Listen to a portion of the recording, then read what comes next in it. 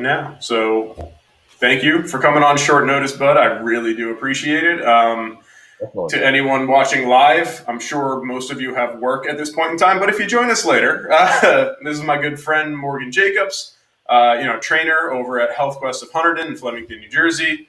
We've known each other for a few years now. I'd like to consider you a close personal friend. Sure. So yeah, this is kind of, I'm going to consider this 1A, episode 1A, because I tried yesterday with my other friend. Didn't really work out so well, so we had to nix it and delete it. So episode 1A.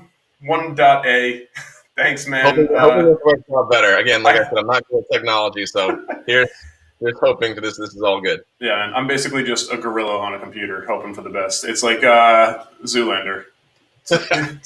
It's in the computer. Like, um, so yeah, so like I've told you, like I've told some other people, the reason why I wanted to start this, the coaches corner specifically, is to just try to talk to as many people in the fitness business, the health industry, whatever, and just try to get as many different points of view, as much knowledge as possible, and just try to consolidate it in one local area for people to just go to and then seek out their own information, knowledge, build upon their own information base, whatever.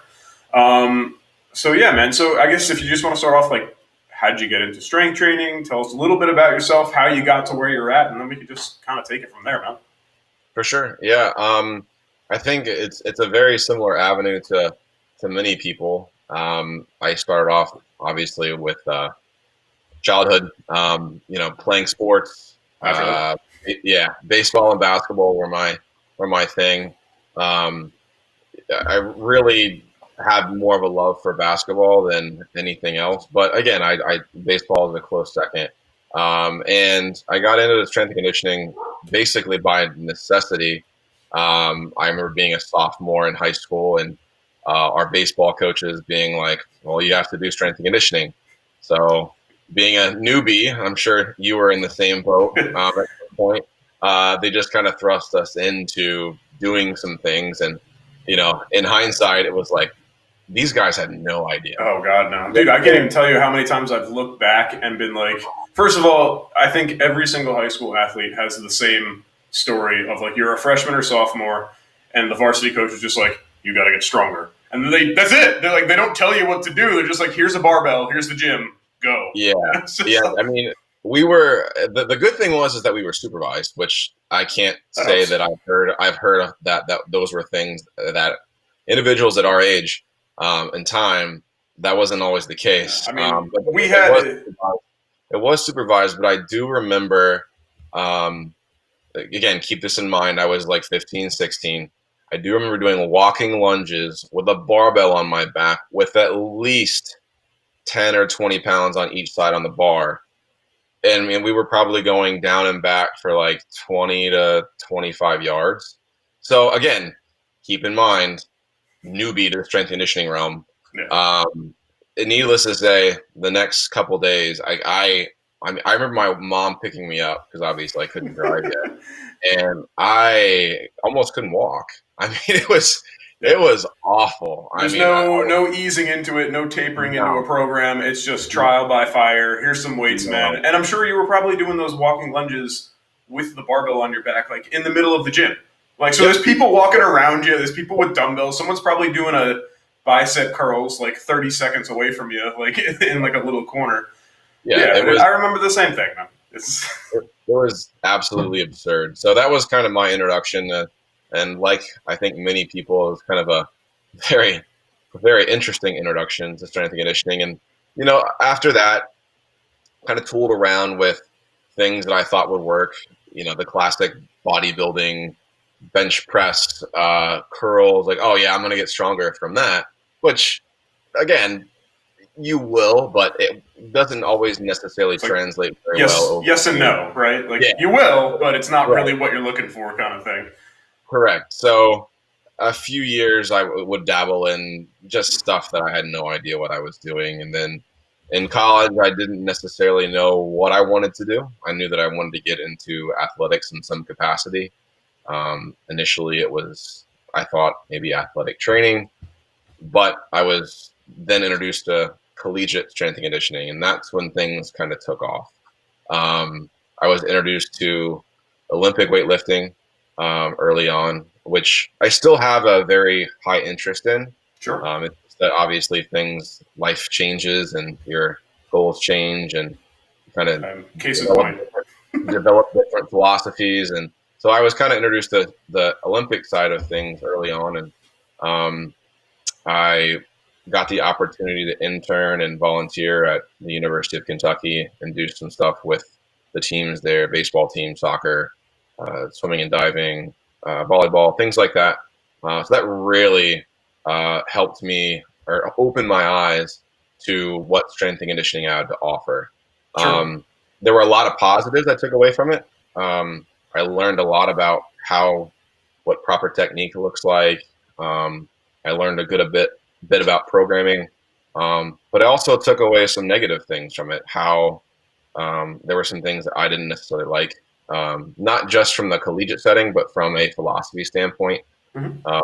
For instance, the collegiate setting, in my opinion, is very cutthroat. Which again, I get it; it's competitive. It's the collegiate realm. It's D1. It's a multiple $1 million business. Right. But at the same time, like, I'm sorry. I felt that there were multiple times when these coaches were just, I mean, they were just a-holes, like, Yeah. unnecessarily. And I just didn't really want to be involved with something like that. And, I put in a lot of time, a lot of effort, at least from what I thought. And it was just, I don't know, not my cup of tea at the end of the day. Sure. And then later on found out that philosophically, like, definitely not necessarily what I was looking for. I mean, let's just say that I was introduced to CrossFit at that time, and they kind of portrayed to me like it was the bee's knees. Yeah. And for a short time, I kind of bought into it. And then, looking and getting smarter, looking into, all right, what is this? Obviously, just not my cup of tea. Or Yeah, and since you bring it up, because I don't necessarily want anyone to think that we're isolating CrossFit, you know, as like the worst of the worst. Because I think that's part of the experience too, like growing up. So yeah, like obviously you're accumulating knowledge, you're finding out what you like, but also like half of that is also saying like, all right, like I really don't like this, and right, I don't right, want this, and I don't want that to be a part of my philosophy. I don't want this to be a part of how I progress and move forward, as a right, professional. right. And I think it's funny that you do bring up CrossFit because I think it still is kind of like the hot fitness Oh, definitely. modality, we'll call it. And that's the thing, and because I'm assuming that the people who are going to be here seeking out this kind of knowledge, watching this sort of podcast, are not necessarily the people who are going to use CrossFit to get better as an athlete or to compete in the CrossFit games. For sure. And that's what you need to take into account is your modality of training, and I just lost the word. Crap. Sustainable. Okay. Is your modality of training sustainable? Right? Yes. Because Yes. because it's something that you do have to do. I mean, whether you want to say unfortunately or not, it's something that you have to do the rest of your life in order to live a healthy, lifestyle. Right. And I think that's one of the things that many people don't necessarily think about. No, I didn't. Right. And is this something that's going to be something that I can sustain for the long term? And in my opinion, and again, I don't mean to bash a specific aspect of training or fitness. Sure. I will say that there are good and bad coaches in whatever realm you're in. Absolutely. It is my own opinion that I feel like the vast majority of like CrossFit, like philosophies, boxes, whatever, their philosophies just don't align with mine. I just feel. Well, and here's the thing. I don't mean to cut you off. I'll let you go in a second. But here's the thing: is while it is based, and you brought up Olympic lifts, like CrossFit is based around Olympic lifts, but it's in a sense it's a bastardized version. It's instead of an Olympic lift where it's highly technical, you're doing it once and you're done. Now it's all right. Let's take that lift. Let's throw a minute on the clock and knock out as many as we can. And Right. obviously, then there comes that fatigue factor. Right. So as you fatigue, your form's going to deteriorate. And again, that's just when the injuries start to pile on. And one thing I just want to say, and then I'll let you go back to it, I promise. Right. When we go back to CrossFit, picking your training modality, and then sustainability, you don't see any old CrossFitters, and there's a reason for Yeah. that. Yeah, that's a very good point. Yeah. There's a certain cutoff where the body just can't take it anymore, whether it's because you're aging out, or if you've just done so much, don't want to necessarily damage, but we'll call it wear and tear, specifically to the shoulder area. It's there's a reason why most of the CrossFitters are probably under the age of 35, and then that's about it, right? It's in my opinion, it's a young woman or a young man sport. Yeah, and then not taking anything away from them, those people are in incredible shape. I mean, you look at them and you can tell. But again, if we're talking about training for life, being the best person, best version of yourself you can be for the long haul, it's probably not the direction you want to go. Right, and the thing that I feel like is a really positive thing for most of these people who get introduced into CrossFit is the fact that a lot of them were former athletes, whether it's D1, D2, D3, and they have the ability, they have the coordination already there to be able to do those really complex and technical movements. That being said, it is of my own opinion that doing 30 snatches at a said weight for a said time, I just don't agree with that. I mean, I come from the, like I said, I was introduced to Olympic weightlifting early on, and when I interned, and I come from this thought process where those are movements that should be done, anywhere between like 1 and 5, and I mean you're taking your time between your reps. You've got you're stopping, you're resetting, you're 5 minutes of rest or whatever in between each set. That's kind of where I came from, and then this same group that introduced me to the Olympic side of things are now saying, oh, like this is really good too.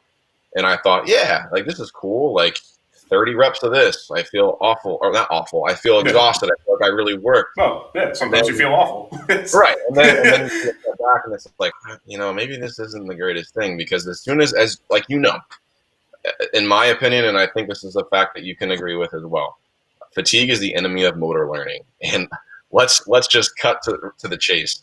When you're doing snatches, you're doing clean and jerks, these are highly technical movements. You got to be sharp. Yeah. Right. You got to be super sharp. And then if you just try to force somebody into something that they're not ready for, and let's face it, people that do overhead movements, the snatch, the jerk, that's just asking for trouble. Again, the shoulder is a supremely and incredibly mobile joint, but with that mobility becomes a lot of instability. And then you load that joint overhead. Again, there's a lot of room for error, and now let's do it again and again and again, right. And let's put a clock on it to add urgency. Right. And again, I think it's also a thing where your ego comes into play. Of course. Well, I have to. The prescribed weight for men is 135 pounds. I have to be able to do this. No, I mean, a lot of times, and it's not just with that particular realm of fitness. It's with anything. Yeah, of course. You strip that ego away as much as it hurts, and just really focus on that technique. I mean, there's a reason why ego lifting is a well-known term, right? So, but yeah, I mean, look, I feel like we're picking on CrossFit a little bit, but you say the same thing with powerlifting and stuff, chasing that 1 rep max, whatever it is. I mean, there's always that little, and, not that having an ego is a bad thing. You need it a little bit if you want to, improve yourself. Right. But when you let it run the show, that's when we start getting into trouble. Yeah. So, again, getting back to your question initially, obviously interned at Kentucky, introduced to CrossFit, Olympic weightlifting, and then from there, moved out to New Jersey because of jobs, obviously, and then there's always this female or girl that's kind of behind everything. So moved here for a girl. Yeah, right. So I moved out here because of 2 things, and then started working at Health Quest in 2014, and it was an interesting transition, because working with these somewhat specialized athletes, and the goal is performance, and being able to move quick and fast and strong, and then kind of go into the Gen Pop realm, and that's totally different. Well, yeah, I mean, now you're getting someone who's walking into the gym who might be 50 years old saying, "I've never been in the gym before in my life. What do I do?" Like, Right. that's So definitely very different from someone. And you could probably say you were working with, yeah, I'm going to call it a rough figure, but maybe like top 10% athletes in the country in the world. yeah, Like, yeah, like it's let's face it. I mean, athletes that have D1 scholarships, they're up there. They're good. they're That's, yeah. I mean, when people ask me like, how do I become a D1 athlete? It's like, well, first off, you got to pick your parents. Genetics play a big role. It does help. And You I mean, gotta work obviously, your ass off. right. There's obviously hard work that's in there and a lot of other stuff, but yeah, these guys and gals are incredibly gifted, and yeah, just going from that to the Gen Pop, it was a tough transition. I won't lie. Sure. Trying to take philosophies that I had with Olympic lifting and apply them to the general population, I quickly learned just would not work. So had to strip that down and take a little bit my foot off the gas and press the brake a little bit. So my philosophy then quickly molded to, all right, we got to have somebody that has issues with a hip. Sure. And squatting to a box is something that's a goal, like very, very stripped down version Yeah. of what I. And there's no reason why you can't take the same philosophies and apply it. You just have to rework it a little bit Oh yeah, and it's got to tailor be it to the client. right. Right? Yeah, exactly. So, with that being said, like my philosophy now is very more conservative than it had been, say, geez, that's been 10 years ago. So, um, I really have this mindset of, upper body push, upper body pull, lower body push, lower body pull, carry. I'm a big Hinge. fan of Yeah. squat, bench, deadlift, overhead press, pull ups, carries. Big fan of that. And again, just making sure that with those movements, we solidify technique Sure. because everything, in my opinion, hinges on that. There's no way that I'm going to have somebody go underneath a bar if they can't do anything body weight with anything similar to good technique. Yeah. It's just not going to happen because you're just loading dysfunction at that point. Absolutely. And look, So I would say part of your journey, at least once you got to like the health quest and training like the general population, like I think all personal trainers kind of go through that maturing growth period. I remember I didn't necessarily have the Olympic background that you did, but I remember my first like say month to 6 months or whatever. Like you're new, you want to show that you know stuff. My training like programs were like filled books, and I was just like, all right, we're gonna try to cram as many things to do in this hour as possible, and we're gonna move. And Yep. then like after a while, you'll learn, you grow a little bit, and I was just like, all right. By the time I came back to Health Quest after I left, went to Retro for a little bit, did my little training manager thing there. Came back when I went into my master's program. Came back, and I was just like, all right, we got like 3 things that we're going to do here, but we're going to do them damn well. Right. Yeah. And you're going to get good at them. So. Yeah. Yeah. No, I was very similar to you, where I would try to jam pack like, I don't know, 10 things in an hour session and get as much in as we can. And it just doesn't work that way. And I understand. I can still to this day understand the philosophy, especially again, when you're brand new, you don't know any better. Here's someone who's spending, 50, 60, $100 for an hour, and you have to make it feel like it's worth their while. Like if you're that young, like you say, when you were 2014 you started, I think I was around the same. So I was like, what, 22, 23, something like that. Like, yeah, you don't know any better. You're just like, all right, well, so we're going to do a bunch of stuff now, and I'm going to make you sweaty and tired, and you're going to think I know what I'm talking about. Right. And I think that's another thing that I feel that now being a little more educated, and I think that you could probably say the same as well, that's one of the biggest myths with people that come into the gym and are seeking personal training or are doing group classes or are doing their own thing. They are just trying to get the biggest sweat or the biggest, or search for that workout that's going to get them the most sore. And that's just not how things should be. And I think you can agree with that. It's really, Absolutely. I mean, even in my own personal training, like myself, I find that I'm more often than not, I'm cutting things off. I was like, I don't need to do this. Like, let me right, get good at these four things up here. right, And like the last three things are, that's really just for, again, kind of going back to the ego thing. Like, that's because I want like bigger arms. right. Well, But again, like the that other stuff, the important yeah, stuff, like, like you right, said, it's those, what is it? Like the six movements. You got your squat, your push, your pull, the hinge, and like the carry. Like that's really all you need, and then you can figure out different variations of those that works per person. absolutely, But right. yeah, man, like that's really all you need. Yeah, no, and that's kind of where I'm at least at this point, as far as my philosophy is concerned. And again, you can't put like a client into a box that is just that you have this mindset for. Like Sure. for instance, I had somebody come in a month or so ago. I'm like, all right, we're gonna do this, this, and this. And I hadn't met this person before. I had these big plans, and we go through the warm up, and it's like a little eye opening. Like, wow, okay, Okay. this, this is not necessarily what I wrote down. This isn't necessarily going to go to plan. And say in earlier years, not being cognizant of how things or predicting how things were going to go, I would have just probably put this individual through what I had written down. Having Yeah. a little more experience and having a little different philosophy, is like, okay, all right, we're gonna really pull back the reins here a little bit. Not ready for any of what I had written down. And again, like I said, that comes with experience and Yeah, and with, experience and confidence, and right, because you have to have the confidence to be like, all right, so we're not going to do all these things.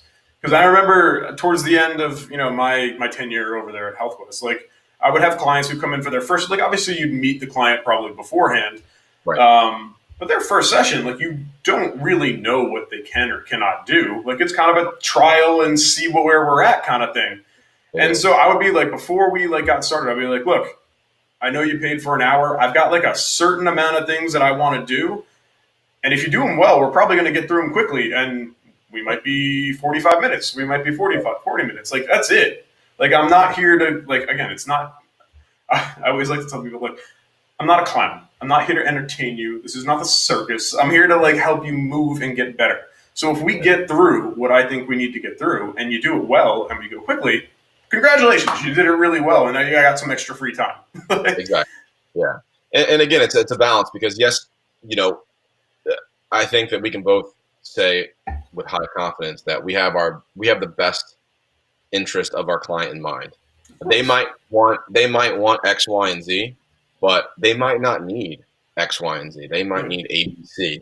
But at the same time, you have to sprinkle in a little bit of kind of what they want to get as well. So it's kind of that Little balance. balance. Yeah. Yeah, it's kind of that balance of all right.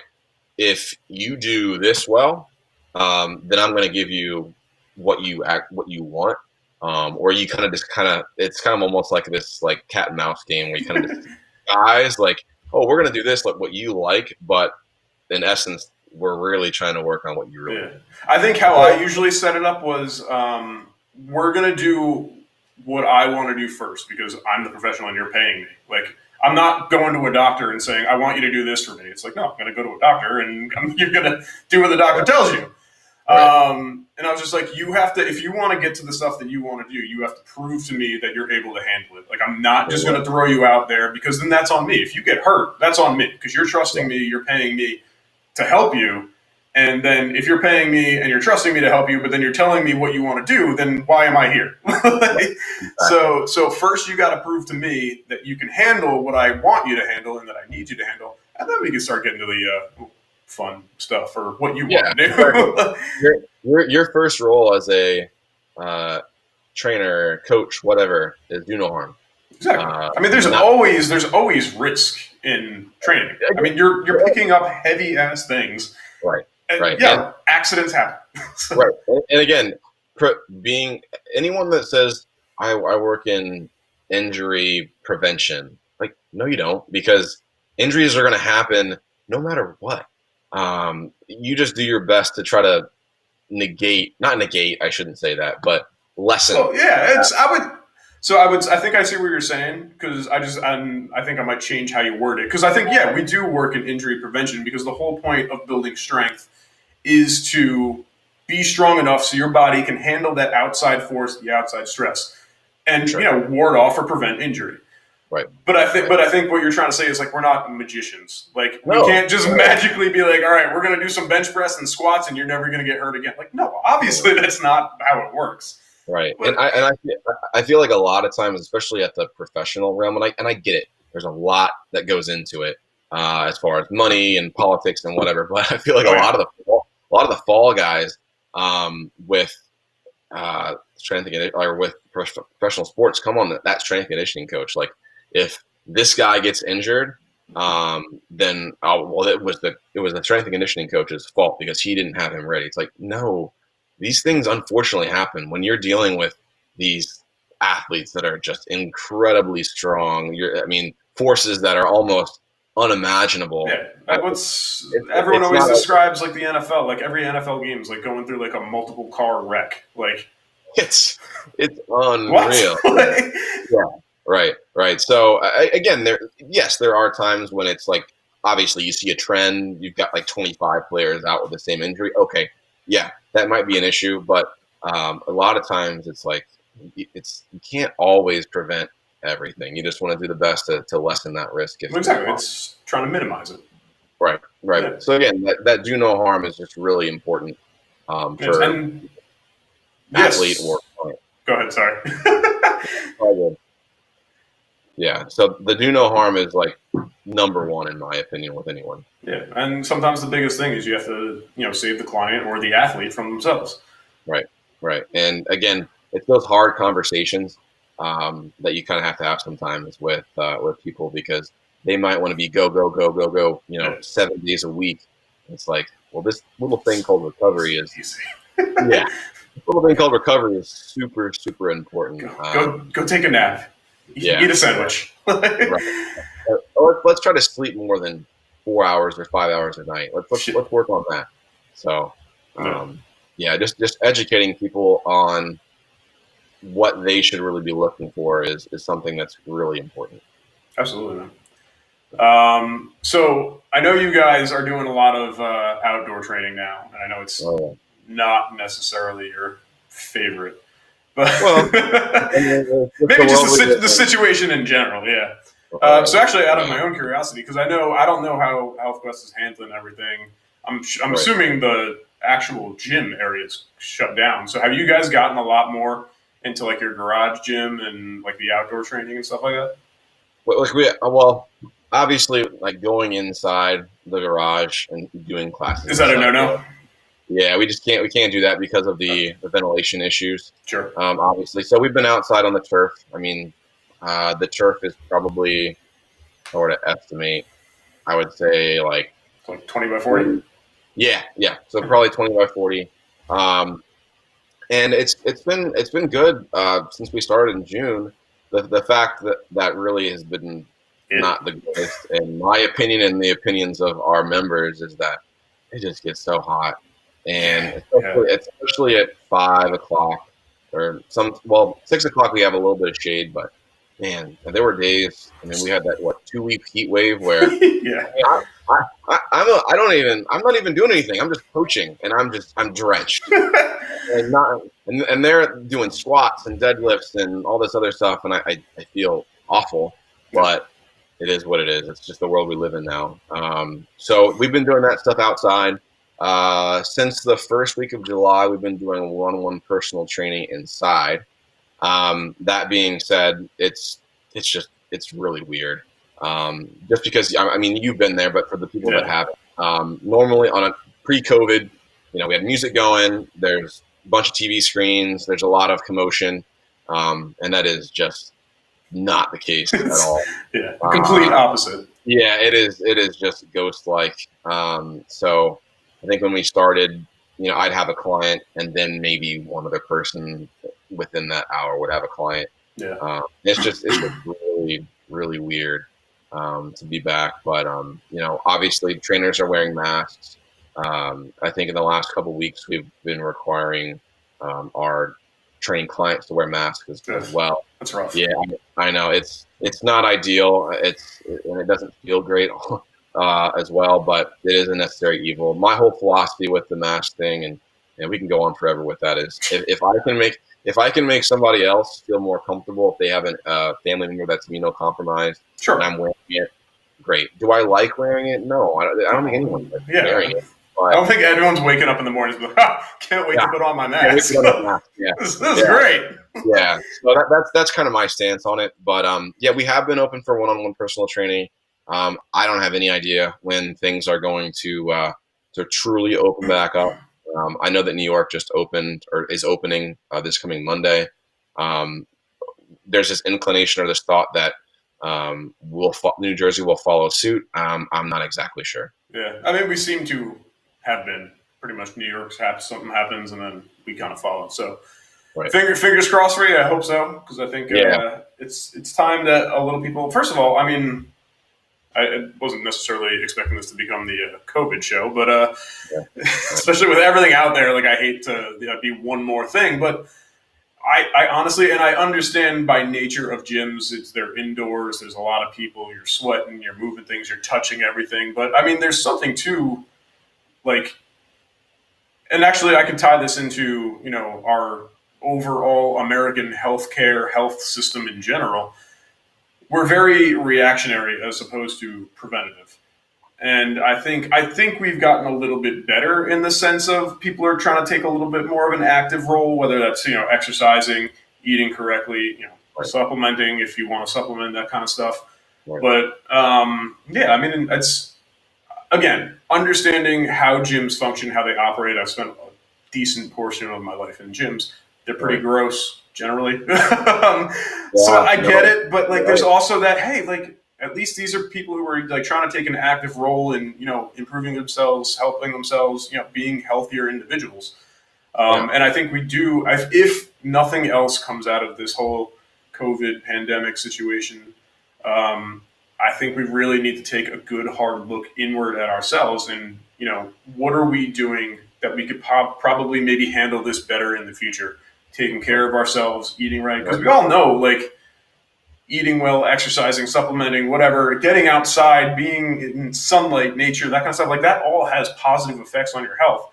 1,000%. To the point where, like, maybe if you're in a healthier place, a year or two down the road, maybe this isn't such a concern for you, next time this comes around.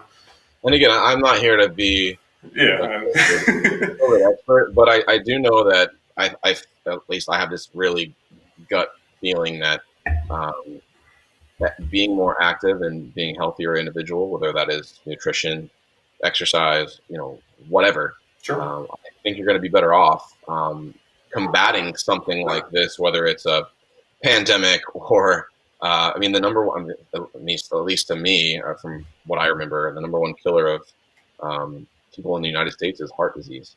It's always like heart disease, diabetes. They're all up there. They're all linked somehow. I think I actually just read this. I'm reading this new book. It's called Brainwashed. I forget who it's by. But it's essentially about like reprogramming yourself. And I don't want to like dive into it, but it's very big on like our dependency as a culture in medicine, technology, blah, blah, blah. But according to, the WHO, it's actually grouped all those things that you were just talking about, heart disease, diabetes, all those chronic illnesses. It's grouped into chronic illness. It's the number one killer in the world. Right. More so than, traffic accidents or, pandemics or infectious diseases or any of that other stuff. So our biggest killer in the world is self-inflicted. Yeah. So. Yeah. And listen, am I here to say that like, I don't think that you should be necessarily controlled by, like, you have to eat like super great and exercise every day. Like, no, like I feel like there's a big difference between I'm not perfect. Enjoying yourself a little bit, but also having in the back of your mind that you want to be a healthy individual. You want to be able to combat issues in life that come up, or not even have issues in life that come up. I mean, just preventative medicine, I feel like, is what exercise is. Yeah, absolutely. Okay, so just to tie it in, it's the same thing where we're talking about, strength training, is preventative for injury, taking care of yourself is preventative for other, illnesses, diseases. Right. It's just, again, putting yourself in the best position to combat these alien or invasive kind of sicknesses, illnesses, diseases, whatever. Right. And I think it's something that, again, not to get too preachy, not saying I'm perfect. I'll have a craft beer and a slice of pizza with anyone. Don't get me started on. Yeah. So again, I'm not here trying to preach like that I'm this perfect specimen or whatever, but I think in general, if we take nothing else out of this whole situation that we've been through, we need to take a good hard look at ourselves as a country, as a culture, and something's got to change. I mean, there's a reason why again, this is in the same book, but like, oh God, what was it? Don't quote me on the numbers, but I'm going to give you a roundabout figure. It was something about like obesity dependent illnesses or something. It was diseases and illnesses that revolved around that stemmed from obesity. Cost our healthcare system, I think it was like $1.7 trillion. I don't doubt that. I don't doubt that.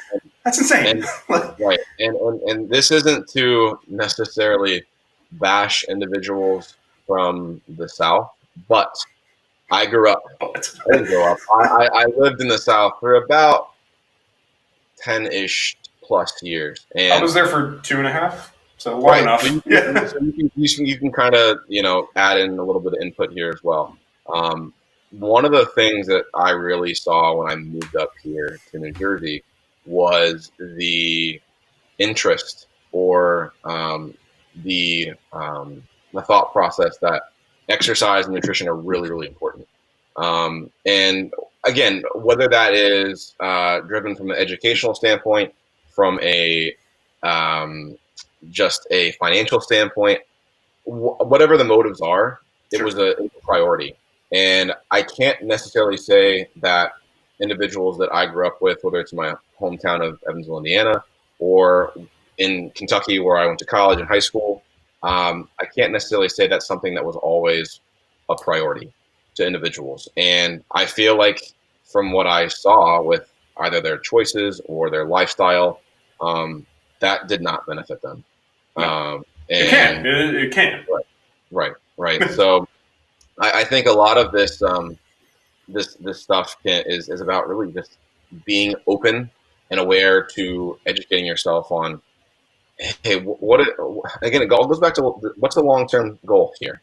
Do I want to be able to be around when I'm 80 and eat right and do the right things, or do I want to be 60 and have heart issues and diabetes because I didn't do what I needed to do earlier on in my life, or I wasn't educated in that realm? So I think that education, and in this particular realm, nutrition, cardiovascular exercise, strength training, is so incredibly important.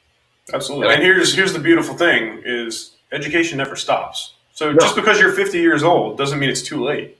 No. You can re-educate yourself. You can learn. I mean, we're all addicted to electronics. There's this wonderful thing called the internet. You carry this around. It's a mini computer in your phone for you're probably staring at it 6 hours a day. Yep. Read something. Turn off Candy Crush. Exactly. First of all, I'm on level 4,300 and something in Candy Crush. I am dedicated. Wow. I can't say that I never got into that because I know if I did, I would just be obsessed with it. So here's the great thing, and again, didn't think we'd ever be talking about Candy Crush on this, but hey, here we are. It always somehow sneaks in. I am just thankful that it actually gives you limited lives. So at a certain point, you have to stop. And so I was like, all right, good, I'm done. Right, I'm good, right? Gives you a little bit of a break. So yeah, no, I think that the phones are great because they offer a lot of information, but as an educated individual, I think it's really important that you're able to sift through the really good stuff, because there's really a lot of good stuff out there, but it's also a lot of crap. Oh man, it's not good. So just make sure you're either following or listening to someone that's somewhat credible, because there's a lot of there's a lot of snake oil salesmen out there. That's for sure. especially in the fitness industry. Yeah. I Yeah. will say I think Instagram is like the worst thing that could have happened to the fitness industry. Isn't that you have so many clowns out there, Yeah. No, so many.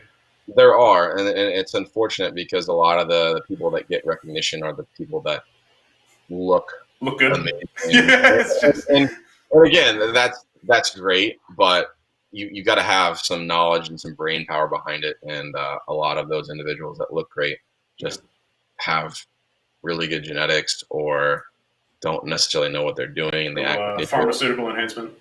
Right? Yeah, exactly. So yeah, just make sure that you're following people that are somewhat educated, because people can throw out a lot of fluff, and it's not always what you need.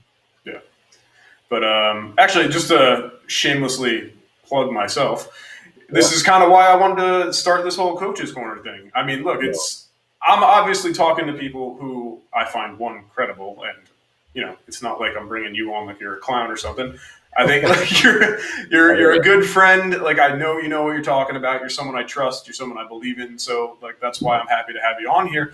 And again, this is the whole purpose of this. It was to create kind of like a one-stop shop for people to find the information that they need. And, I might have you on, and then I'm going to try again with my buddy Stephen Porty.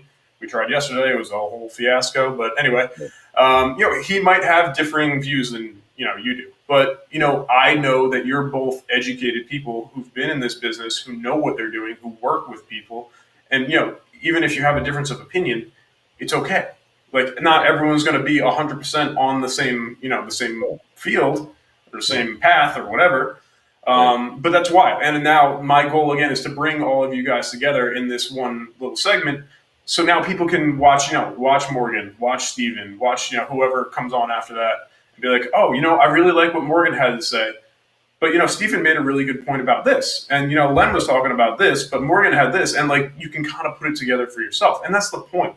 It's just to bring and see and gather as much information as possible, and then kind of like you said in the beginning, when you were going through college, you found a bunch of stuff that you liked, and then you found a bunch of stuff that you didn't like, and you knew was just not going to be a part of your philosophy moving forward. And that's okay. That's actually great because the more fluff you can get rid of, the more you can keep it as simple as possible, the better you're going to be. Okay? Because I will say that I found, and I was victim to this too, and I'm sure you probably were at some point in time. I'm pretty sure probably most people in the fitness industry, when they were young and didn't really know any better, were probably victim to, well, I'm going to try this program. Now I'm going to do this. And now I'm going to do this. I'm going to try this. And I heard this is really great. So let me try this. And I'm going to max out 8 times a week, but then I'm going to die.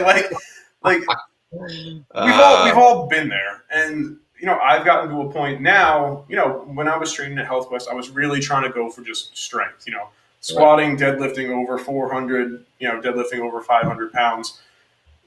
Dude, I'm never doing that again. I can safely say that's not going to happen ever again. Yeah. Now I'm just kind of focused. Like I have this mentality of like I'm training like I'm 40, 50 years old, where I'm just focusing on like, again, we talked about those 6 movements: the squat, push, pull, hinge, squat, deadlift, lunge, carry.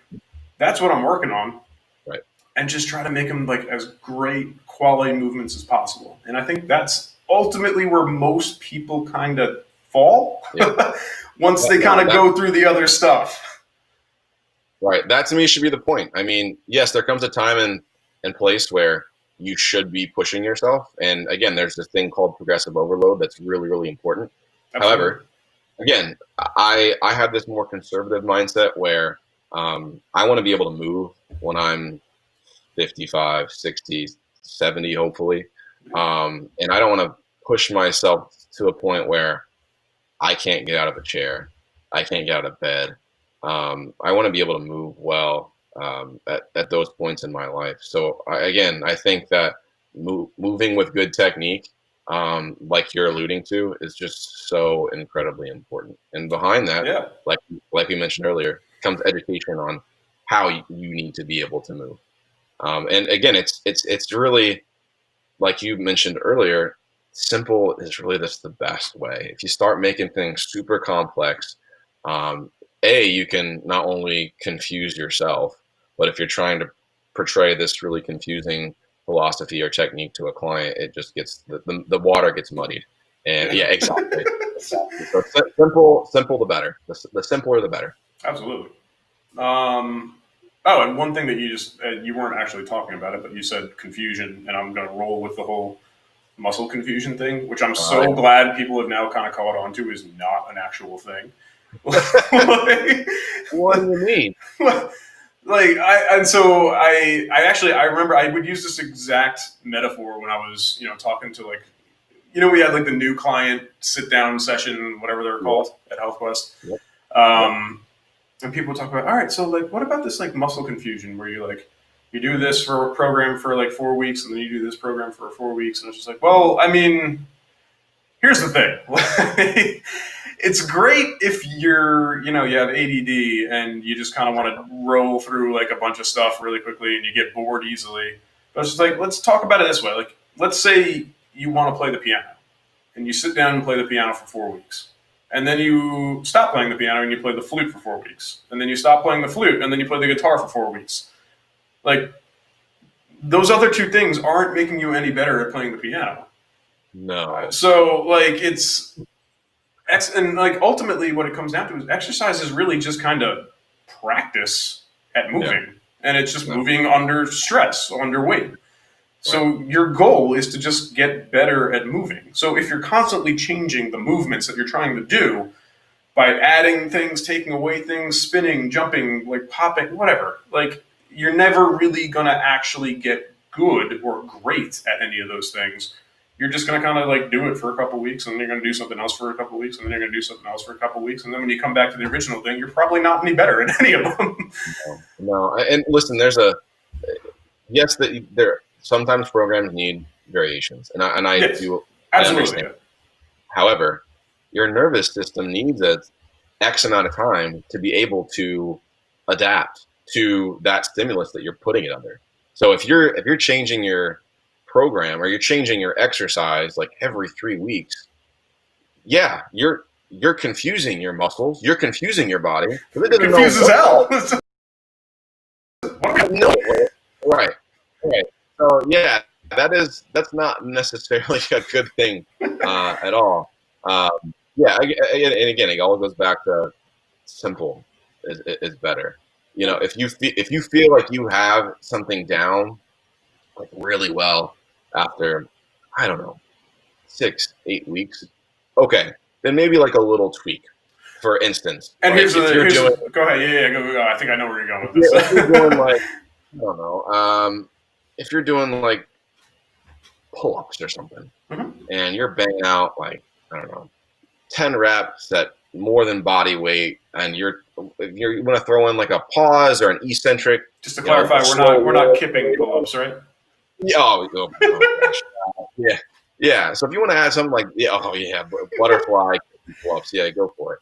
No. But if you want to add an eccentric or a slow lowering on the way down, great, go for it. But again, you're not totally changing that technique or that movement. No, it's progressing. Right. You're progressing as opposed to changing. It's the same thing. And I'll just building off what you just said, because I think you're spot on, because that's what I love to tell people is, like, yes, of course we can change. We're not going to be stuck doing the same thing forever. Okay, no. But I understand, like, people do need a little variety. Mm-hmm. But how we can do that is we can just build. So if you're a brand new person, you're coming in, like, we are not doing anything where your feet are leaving the ground or you're on one foot, or like, I guarantee you that will not happen. Not if you're training with me. So we can progress. Like, you can progress and change things by making things slightly different by either altering the exercise or changing the weights, adding weight, adding reps, adding sets, that kind of stuff. So going from something like, let's say maybe you're doing a split squat with both feet on the ground. Okay, so you're in that lunge position, you're just dropping the back knee, you're tapping the floor, you're standing back up. All right, maybe as a beginner, that's where we start. We start with body weight. Then maybe we progress a little bit, you add a kettlebell to one side. All right, now we're getting, a little isolateral weight pulls. We're using a little bit more core. We got a little bit more of the weight to add a little bit more stress to those quads, those hips.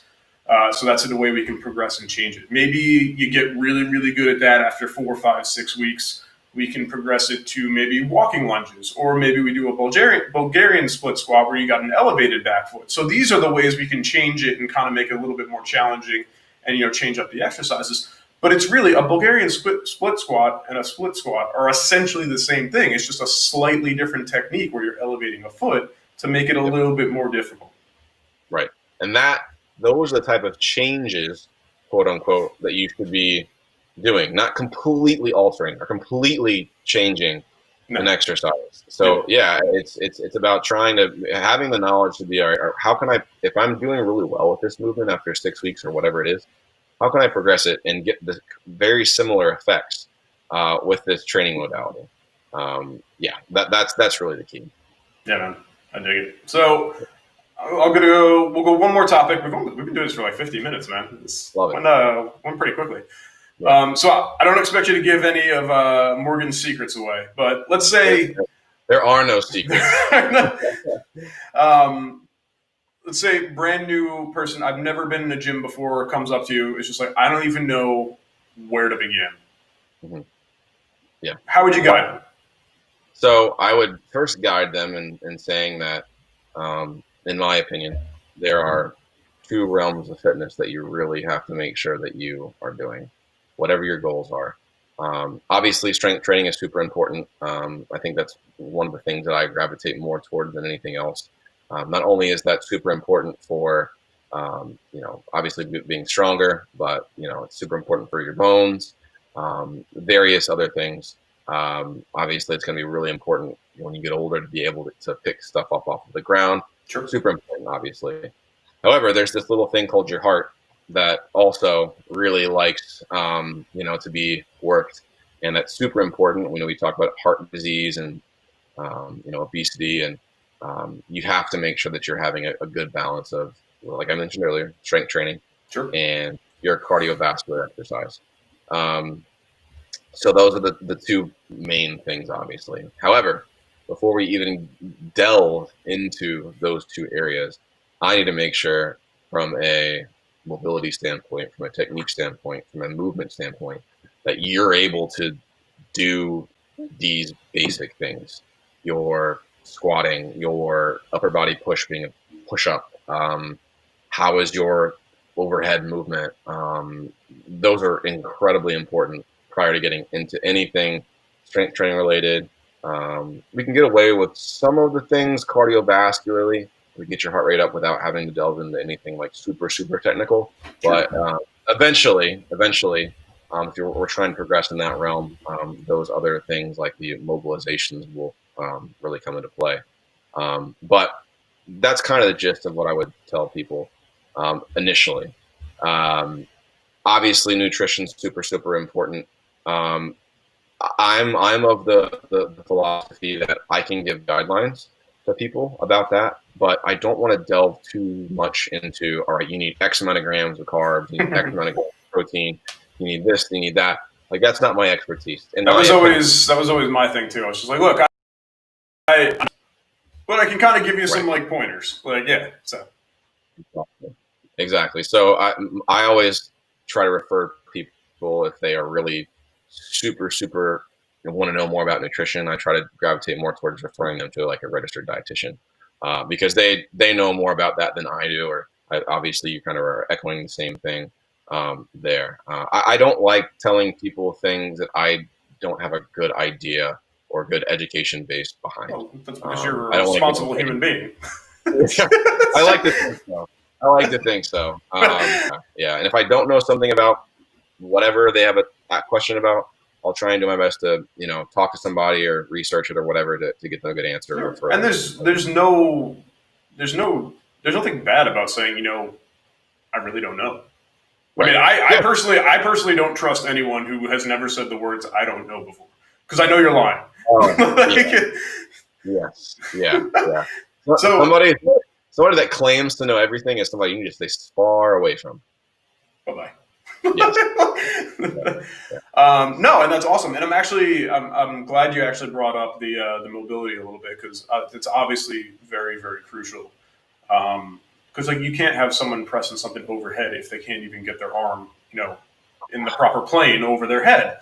But I think, and if you want to talk about it a little bit, I don't think people understand how great strength training actually is for increasing mobility. Now, that's not to say I've never walked into a gym before. I'm going to grab a barbell and do sets of 12, pressing it over my head. Definitely not. We're probably going to start on a machine, build up a little strength first, or maybe some sort of like wall mobility where we're doing it against the wall. But yeah, I mean, people always think, or people have this misconception of like strength training makes you inflexible, it makes you tight, it makes you walk around like this. And it's actually, if executed properly, not necessarily the case. It actually does significantly help with mobility. Mm-hmm. Mm-hmm. Yeah, I think that what happens a lot with the strength training side of things is people. Yeah, I think people think that it makes you super tight, and that's not always the case. But there is this there's this thought process, or you have to think about that. If you do something and you start neglecting other areas, and you're not doing what you actually should be doing, and getting aspects of your body that you don't want to do because it's hard and it's difficult and you're not good at it, then you're going to run into some issues. Case in point, when I think you can probably say the same thing. When we first started to get into strength training, it was that bodybuilding mentality. All right, bench, biceps, and like shoulders and triceps. That's it. Well, guess what? If you do a ton of bench work, completely neglecting half your body. You're neglecting your lower body. I won't even get into that. But more so than anything, I mean, you're hitting your chest a ton, and you're probably under load. Guess what? You're making that chest strong, but also it's getting tight. And when that area is not stretched, and not, well, I shouldn't say stretched, when it's not mobilized, guess what's going to happen to your mobility in that shoulder joint? It's going to be neglected. So it's about having a balance. You need to be doing your upper body pushes, and you should not be neglecting that upper body pull. I mean, I don't know how you are with this, but man, I hammer that upper body pull stuff because I think it's so incredibly important for a ton of things, whether it's deadlifting, benching, whatever. So I think that just making sure that you are doing, you're doing your due diligence with making sure you're hitting all body parts is super important. Absolutely, because then what you're also going to do is if you're neglecting body parts, you're going to create a strength imbalance. And that's gonna make you more susceptible for injury. So if you got the high school boy workout where you're crushing bench press, biceps and triceps, 4 days a week, and that's it. Yep. Exactly like you just said. Yes, of course your chest is going to get stronger because you're doing work. It will get stronger, but then you get the other side, that pull, your lats, all that stuff. That needs to be in balance, and your body wants to be in balance. And what happens is, as one side gets stronger and the other side is weaker, the weak side ends up having to stretch and then try and contract, and it's contracting and contracting and contracting to try and keep up with the stronger side.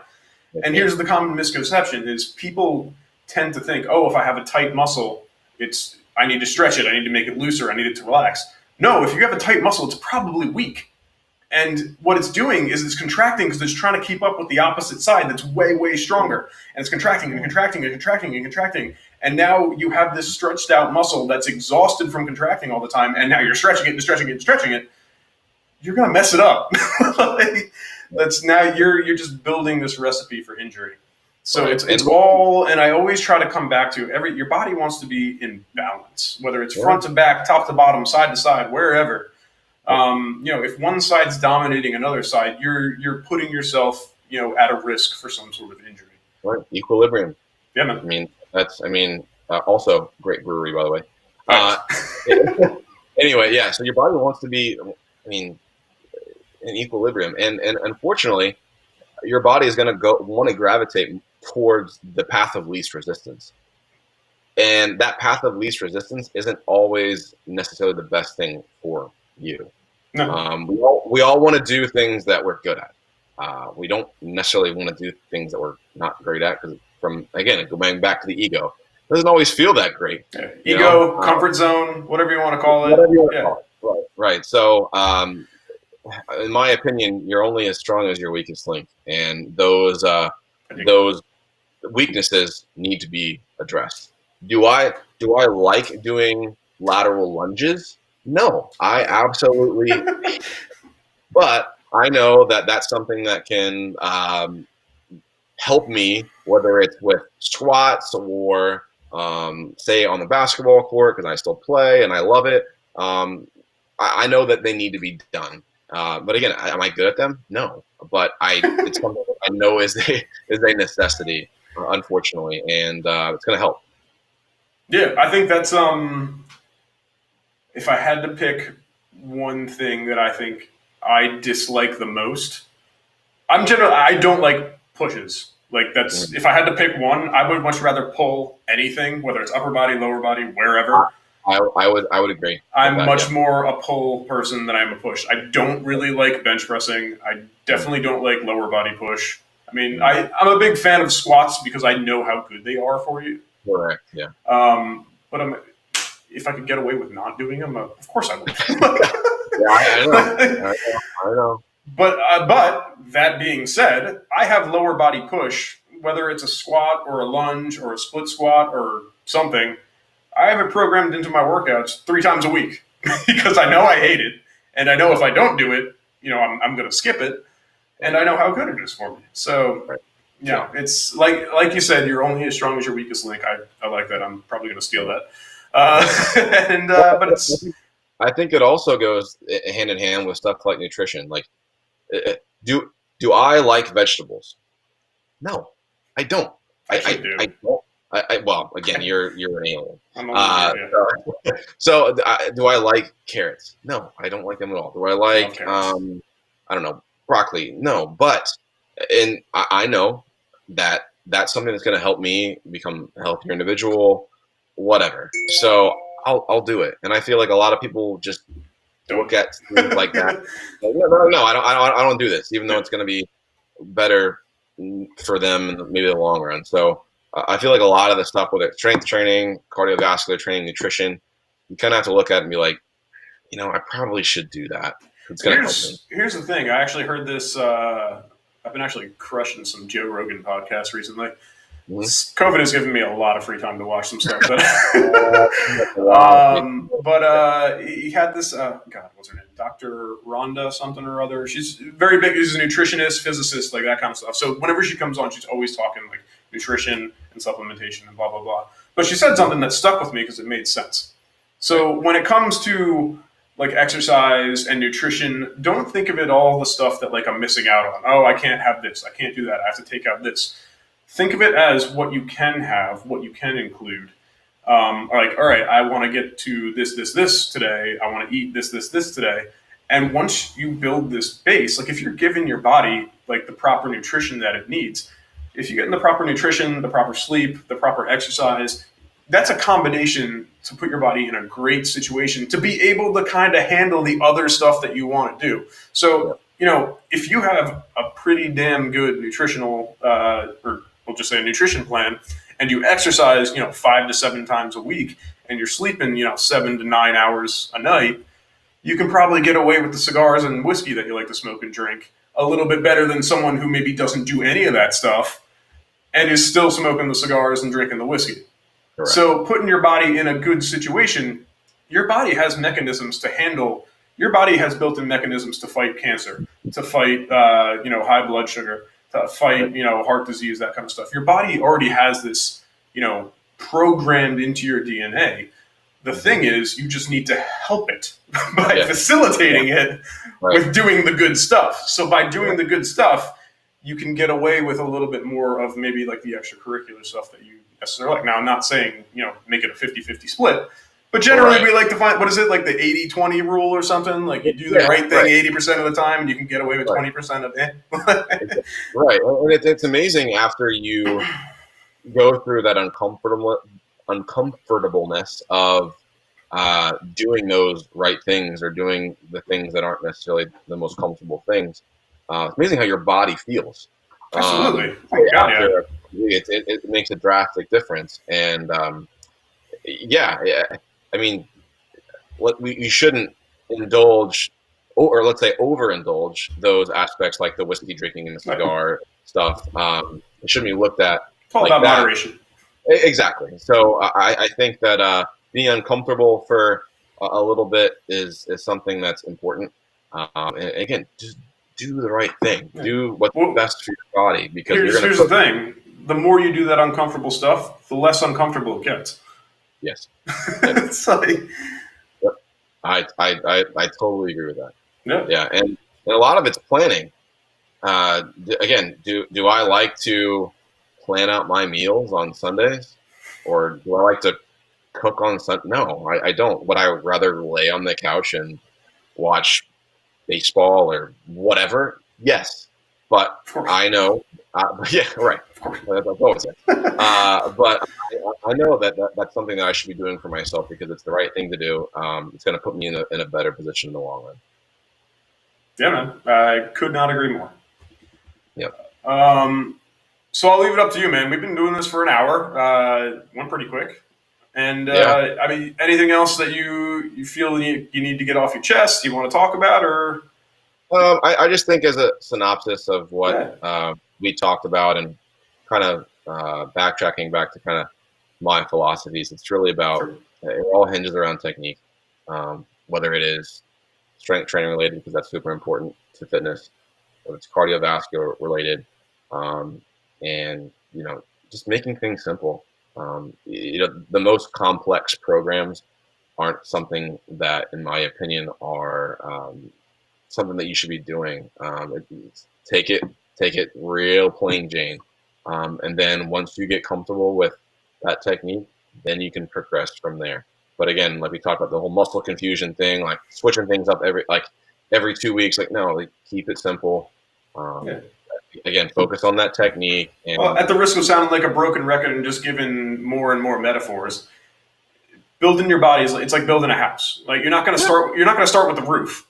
Like you got to start with the foundation, right? You start with the basics. You start, ground floor, and you work your way up. So yeah, right. if you want to, let's say maybe you have this goal and you really, really, really want to do CrossFit, okay? But maybe you've never touched a barbell before in your life. Mm, Probably not the best thing to do to jump right into a CrossFit class. no. Start at the basics. Learn how to hinge properly. Learn how to squat properly. Learn those things. Build it up, and then you can, kind of move over. You get that foundation down. Then you can start building the structure of the walls. Put the sheetrock on. Then get to the roof. You don't Don't start go at to the the roof roof and go first. down. Yeah, No, you're just gonna fall off. yeah. Yeah. It's like No, the good. Yeah, I totally agree with what you're saying. yeah, man. So, thank you so much for helping me complete episode 1A of my Coach's Corner podcast. I really enjoy this stuff. So anytime Yeah, you want man. to have me on again, feel free. Oh, yeah, I'll be definitely annoying you probably soon. Love it. So, Love it. thank you again, and goodbye, everybody.